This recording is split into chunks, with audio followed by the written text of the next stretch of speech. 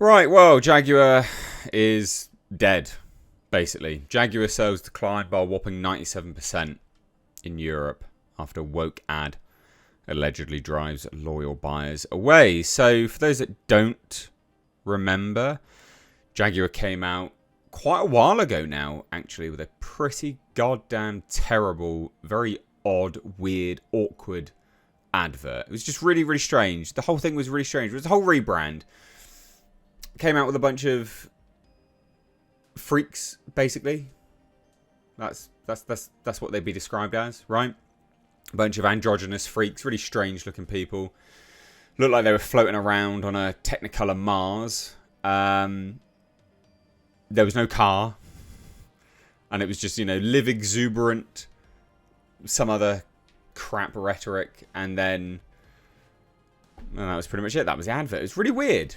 It was really, really strange. And then they announced that Miami, it's like Miami Art Week, I think, was what it was. They then showcased the car, the Type 00, which is the concept car that the new cars will be based off of in terms of some of the design language. Really ugly looking car. Awful. Absolutely awful looking vehicle. And what's funny is the production cars, which have been spied, the sort of test mules, are even worse. So any of the nice design language that they had in the Type 00 concept not being carried over. Because there's, from certain angles, you're like, some of it's okay. Like the rear quarter glass looked okay. The rear haunches looked okay. But when you take a step back and you look at the whole thing, you're like, wow, this is really poorly designed. There's nothing beautiful about it. And Jaguars were, at one point in their life, beautiful cars. So the whole thing was just atrocious from start to finish. Anyway, now sales have just completely tanked 97%. Really bad. Now, I know you guys might be going, why are you talking about this? I've done a few videos on this now. And for those that don't know, I actually have a car channel linked down below in the description box. It's mainly catered towards classic cars. Datsun 510 that I own.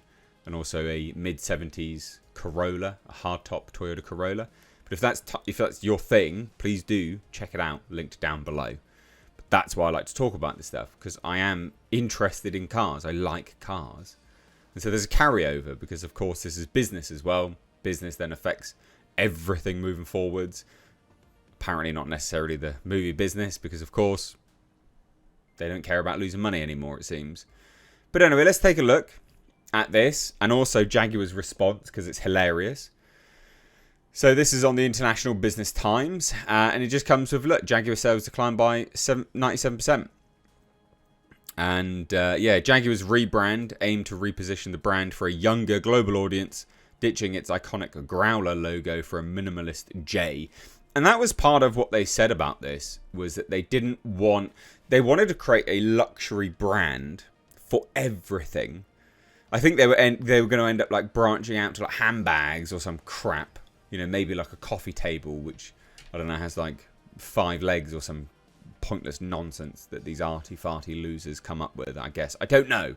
But that was what they wanted to do. They even said that their showrooms, a bunch of their dealers, would just close down. Or they'd be repurposed to sell art or something. It was just so bizarre. Really, really bizarre. Especially in the economic climate. Really dumb. They also said that their cars would cost insanely high sums of money. And they would have to sell quite a lot, actually. They would have to sell their cars for more than they sell now.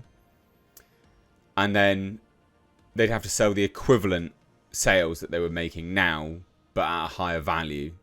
Which, no, that's not going to happen, obviously. That's so dumb. On top of that, oh my god, this story just doesn't stop ending, by the way. I'm so sorry. They then got stung with the tariffs, of course, because the tariffs are a huge thing. Trump's tariffs, not good. The trade deal, not good for Jaguar. Effectively, they have to open up factories in the States by the sounds of it. Real bad. Anyway, so Jaguar, the quintessentially British car maker, is facing a crisis of epic proportions as its European sales have plummeted to 97.5%, or by 97.5% in April 2025, with just 49 vehicles registered compared to 1,961 the previous year. I mean, that's bad enough anyway.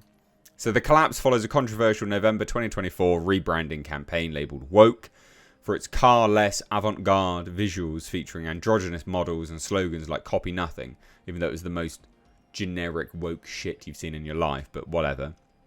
So as Jaguar shifts to an all-electric, ultra-luxury brand, this drastic sales drop coupled with a product void has sparked debate. Has the rebrand alienated loyal customers, or is this a bold step towards reinvention? That's pretty bad. So Jaguar's rebrand aimed to reposition the brand for a younger global audience, ditching its iconic Growler logo for a minimalist J and swapping performance-driven ads for vibrant, abstract visuals. The Financial Express notes that the campaign, launched on 18th November 2024, was meant to signal Jaguar's pivot to electric vehicles by 2026. Instead, it drew mockery, with Tesla's Elon Musk quipping on X, "Do you sell cars?" It was everyone hated it.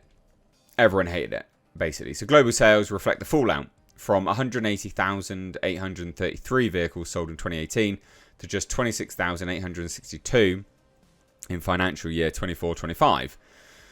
So that's real bad. The absence of new models, with most petrol and diesel cars phased out, has left showrooms barren, amplifying the damage. It just looks real bad.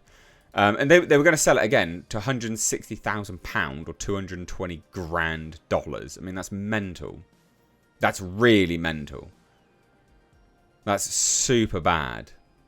They also, just as an FYI, they also binned off the marketing company that was behind all of this, and they blamed them, even though it was their fault.